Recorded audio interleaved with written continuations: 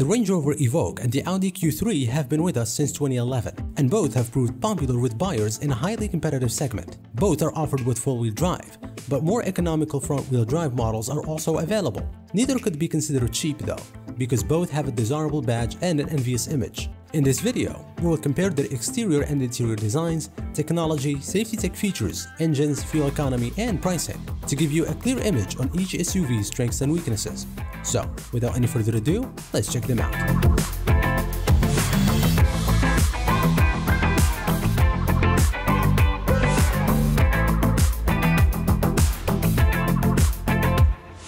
The 2020 Evoque has been refreshed for 2019. It doesn't look particularly futuristic from the outside though. From the front, it looks much more aggressive thanks to some headlights borrowed from its bigger brother, the Velar, as well as some tasty copper-colored details in the higher-spec aerodynamic trim. From the side, this new model looks almost identical to the old Evoque, even though they only share their door hinges. Thankfully, there isn't much wrong with it. The overall shape didn't see much of an update in the back either, and just like the front, its taillights design resemble those of the Velar. For the 2020 Q3, on the outside, you will spot a few features borrowed from its bigger SUV brothers. The vast octagonal grille looks like a scaled-down version of what you get in the huge Q8, for example. The body is bigger by 10 centimeters, better proportioned and a lot roomier than before. It had to grow, just to open up a gap between it and the Q2, which arrived late in the old Q3's life and made it largely redundant. From the side, the overall shape hasn't changed much either, and the back has seen some updates, mainly the taillights with more aggressive angular design. Climbing inside will surprise you by how different their interior designs are. Each has its own very distinct design philosophies.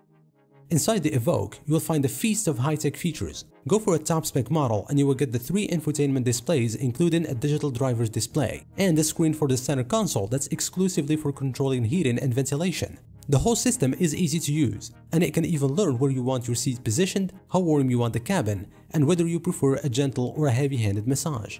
Standard equipment in the Evoque includes a 10-inch touchscreen, a Wi-Fi hotspot, Android Auto, Apple CarPlay, a navigation system, and a 6-speaker stereo.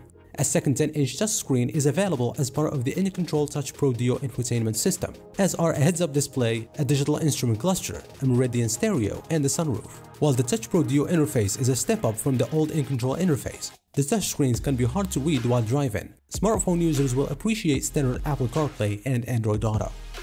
As for the Q3, the sweeping black dashboard with its integrated touchscreen looks like it could have come from a more expensive model. The new interior feels markedly superior, with premium materials covering nearly every inch of the cabin, and it looks stylish. Few competitors can match the feel of this Audi.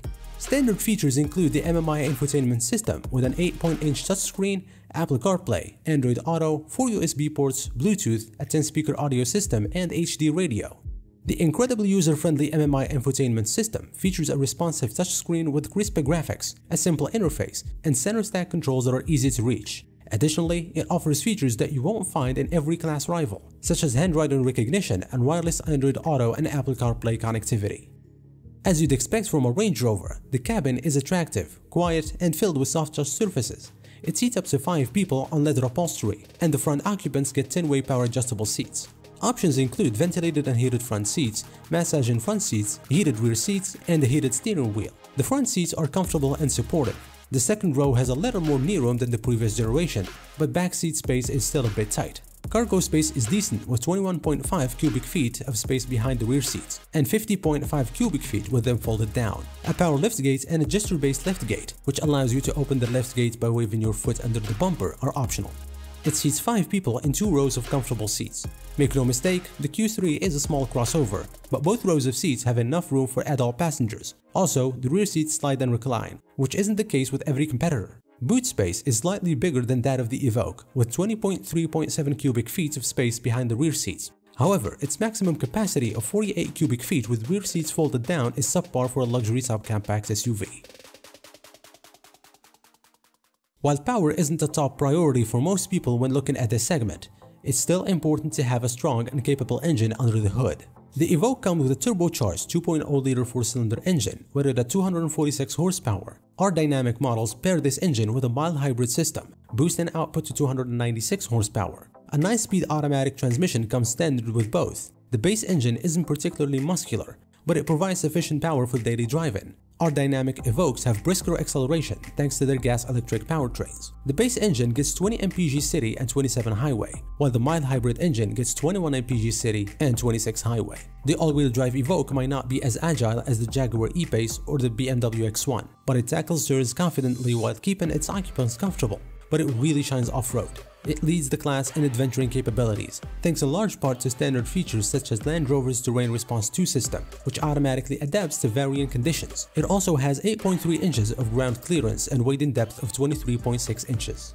The Q3, on the other hand, features a 228 horsepower turbocharged 4-cylinder engine and an 8-speed automatic transmission.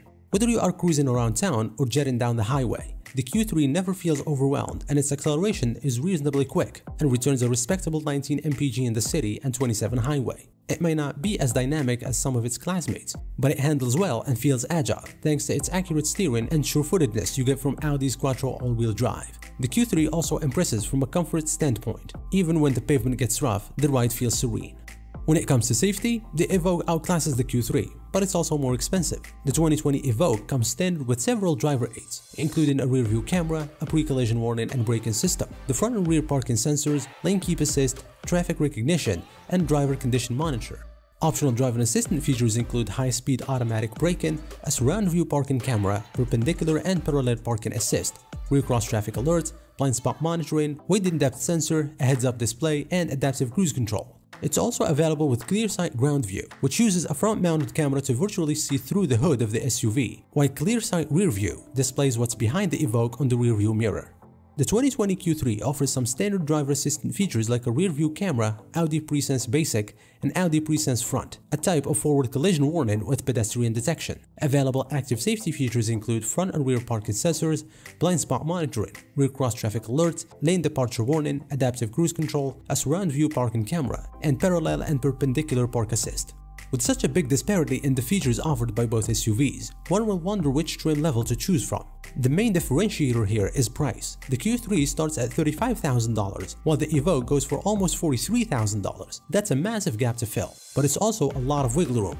If you have a good budget, you can go for a well-spec'd Evoque or a top-of-the-line Q3. But if your budget is on the lower end, you can get the base Evoque for the badge name or get a well-spec'd Q3 for a well-rounded experience. If you have a good budget, then you can choose between the Evoque Aerodynamic S at $46,600 and the Q3 Prestige at $43,000. The Evoque comes with a Touch Pro Duo infotainment system, which includes a 10-inch touchscreen, Apple CarPlay, Android Auto, a navigation system, a Wi-Fi hotspot, a 6-speaker stereo, and Bluetooth. Comfort amenities include 10-way power adjustable front seats, leather seats, push-button start, and dual-zone automatic climate control. You'll also get a good number of advanced safety features, including a rear-view camera, front and rear parking sensors, lane keep assist, forward collision warning, automatic emergency braking, rain-sensing windshield wipers, traffic sign recognition, and a driver condition monitor. As for the Q3 Prestige, it comes standard with the S-Line styling, Audi's virtual cockpit, adaptive cruise control, a surround-view parking camera, and parallel and perpendicular parking assist. Infotainment features include an upgraded MMI system with a 10.1-inch touchscreen, handwriting recognition, navigation, wireless Apple CarPlay and Android Auto, and the 15-speaker Bang & Olufsen audio system. From this, we can clearly see that the Q3 offers more bang for the buck. It comes with a panoramic sunroof, while it's an option that costs $1,300 in the Evoque. It also offers the 360-degree camera as standard, while it's an option that costs $800 on the Evoque. Overall, the only reason to get the Evoque if you don't have $50,000 or more is for the bragging rights of owning a Range Rover. Otherwise, the Q3 is by far the best option for most. You don't even have to get the Prestige trim. You can get the Premium Plus trim and you will get most of what you will want out of the Evoque for even less at $37,800. This Q3 comes standard with hands-free power liftgate, wireless device charging, satellite radio, remote start, front and rear parking sensors, blind spot monitoring, rear cross traffic alerts, and lane departure warning. The driver assistant package for $800 adds adaptive cruise control, and the navigation package at $2,000 includes navigation, Audi's virtual cockpit, and a 10.1-inch touchscreen. So, to conclude, the Audi Q3 is the one to choose. It's extremely competent, refined, very well finished, and tastefully styled. It will hold its value and it will likely prove itself to be as reliable and dependable over time. One look at the Evoque will instantly tell you why so many people are prepared to invest so much in the baby Range Rover. Its concept car looks, powerful engines, luxurious interior, and desirable image all add up to a package that's hard to resist, but you need to be willing to part with more money for practically no added features. So, what do you think of this comparison? Let me know in the comment section below. Hit the bell icon for the latest notifications on car reviews and news. Take care and see you in the next one.